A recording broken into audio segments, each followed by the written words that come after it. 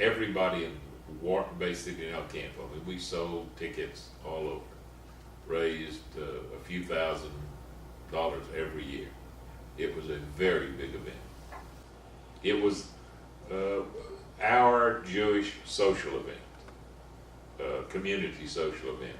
The Catholics had their bazaars, and the Methodists had the Episcopals had a Thanksgiving turkey dinner, and somebody else had something else, but we had the chicken barbecue. People would come after church and pick up their chickens and take them home. We played gin on Saturday night, and then Arthur and the other guys would go out. They had to light the fire to get it, ready for the barbecue.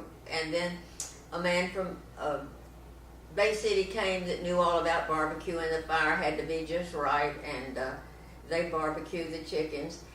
And then for a couple of weeks before that, we made our dill pickles. Somebody asked me for the wonderful recipe for our pickles, and I said, well, if you don't start with about 150 pounds of cucumbers, I can't tell you the recipe. Well, I wasn't about to tell them the recipe anyway. Was this a kosher event? No. Okay.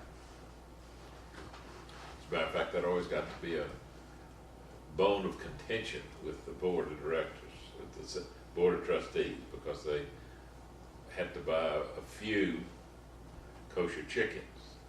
I think the tickets were $5 a piece for half a chicken, and the chickens were $12 a piece, the kosher chickens for barbecue. So they were losing money on the kosher chickens. And they used to always be very particular about who got the kosher chickens, that they wanted almost a certification from a rabbi that you kept kosher again. And there was a couple of families, because the kosher chickens were a little bit larger than the other chickens, would want to get a kosher chicken. As people would move away, they would always come back to the barbecue.